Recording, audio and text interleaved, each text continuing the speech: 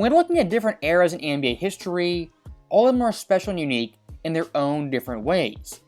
And I would say for a good 65-year stretch, from 1950 to the early 2000s, it was an unwritten rule. If you were a superstar, star player, even a role player, playing every game you could was very, very important. You had a bum ankle, some bruising, go out there and play for your team and the fans. Now, looking at the current era, one of the worst eras of all time, which we're in right now, these players in the past decade have disgraced the game, as load management was running rampant in the 2010s and especially the 2020s. And Adam Silver, to his credit, implemented a rule to stop this nonsense. This one rule by Adam Silver, this shouldn't have to be a rule. Players are now crying about it on podcasts, whining to the media, because, oh my goodness, you have to play 80% of the games to qualify for MVP and an All-NBA team. And the worst take I saw regarding this subject, of course, came from Draymond Green.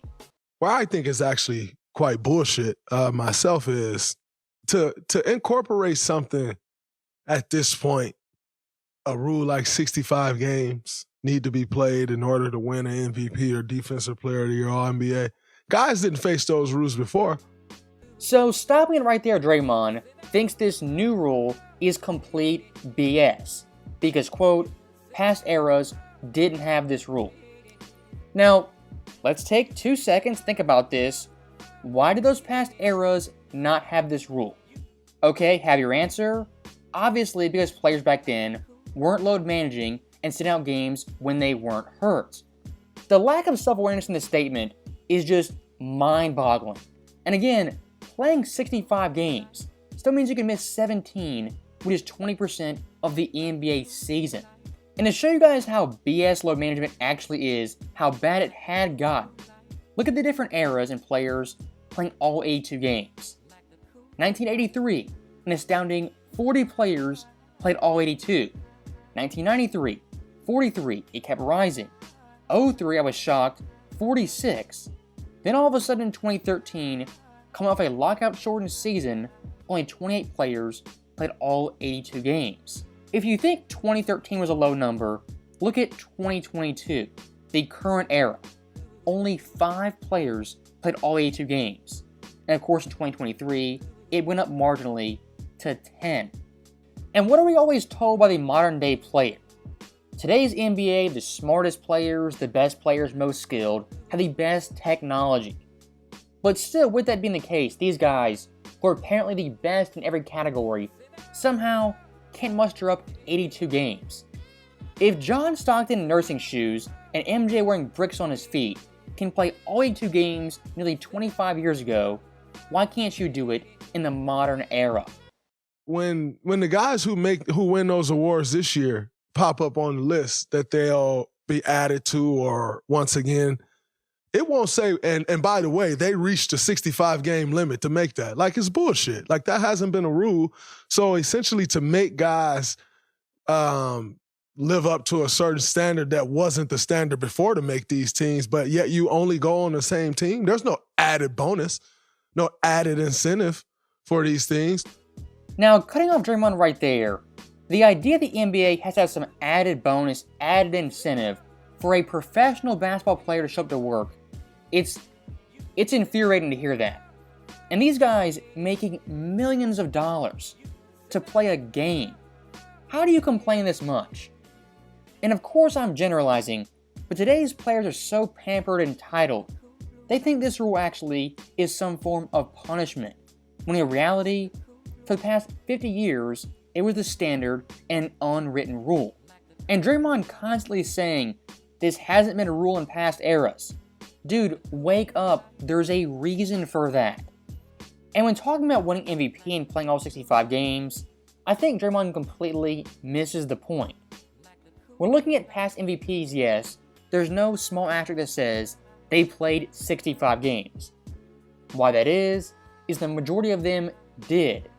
The only one who hasn't was Bill Walton and a couple of guys from lockout seasons. And again, looking at some stats, when it comes to starting games and playing all 82 in a season, here's the players who accomplished that the most. John Stockton did it 12 times, Malone 10, Jordan 8, GP 8, Otis Thorpe 8, Buck Williams 8, Hershey Hawkins 6, Lambeer 6, and Andre Miller also 6. Looking at those names right there, what's the common through line except for Andre Miller? All those guys either played in the 80s or 1990s. Whatever you think of those eras, back then, there was no load management and no taking it easy during an 82-game season. So you end up on the same list as the guys who back in the day played and may not have played 65 games but still made the list. I told you I once lost a Defensive Player of the Year award to Kawhi Leonard, and I think he played 51 games. I think that right there is my favorite part about the player podcast era. Because these guys can hop on a mic, no stats, no history, no nothing, and just spew nonsense on a daily basis. As when it comes to his Kawhi Leonard claim that he only played 51 games, still won the Defensive Player of the Year, it simply did not happen. As Kawhi in 2016 played 72 games, and in 2015, 64. So Draymond, you're off by about 15 games one year and 20 the next. I don't know, man. I don't think it's right. I think it's a tough rule to implement because, like, we travel crazy. We play a bunch of games. The speed of the NBA game today is totally different than it ever was before. So stopping it right there, just a theme of this video, a pampered attitude, and a player being entitled to whatever they want. Look, players in today's NBA, first class flights, no noise, no nothing, they're getting treated like kings on a daily basis. The Bad Boy Pistons back in the day were the first NBA franchise to have a private plane. Nowadays for the current players, that's simply commonplace. Back in the day, it was groundbreaking. And look, spare me the talk about, we play a lot of games, back-to-backs, we do this, that. The NBA schedule now is so much more lenient than the 90s or 2000s, and really any era in history. I mean, back in the day, back-to-backs, they were nothing. 3 games in 4 days, you're playing all 3. 4 in 6 days, another day at the office. And to kind of go on a quick side tangent, the 1985 Celtics with Larry Bird, Kevin McHale, that crew, on a back-to-back versus New Jersey, they got snowed in, couldn't travel, and had to spend a night at the airport stranded. All they had to eat was rotten hot dogs. Now look, today's players, what will they do? I'm going to call in sick, I can't play, had all this trouble last night, couldn't get any sleep. These guys went out the next day, did their job, which they were paid much less to do, and of course, won that game. You got guys forcing it to get back so they can qualify because guess what? These awards are very much so attached to the amount of money that you can make. They're very much so attached to that. So it's going to be interesting. You got a lot of NBA owners making huge investments into players, and we're just throwing guys out there banged up just to meet these requirements. So stopping it right there, Draymond, I think without even knowing it, almost made a very solid point. As in that clip, he said all NBA teams, MVPs, they're attached to your contract and the money you make. Of course they are, but he didn't go one step further. The 65-game rule, players sitting out games, load managing. When they do that, what does that affect? The NBA's bottom line.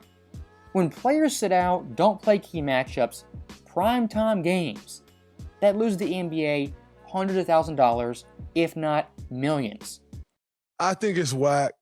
I get what people was trying to get at, but you got a lot of people making these rules that don't know how it feel to play a back-to-back, that don't know how it feel to play a third game in 4 nights, that don't know how it feel to play 5 and 7. But aside from knowing how it feels to actually compete in that amount of games, because I know people say, oh, that's your job.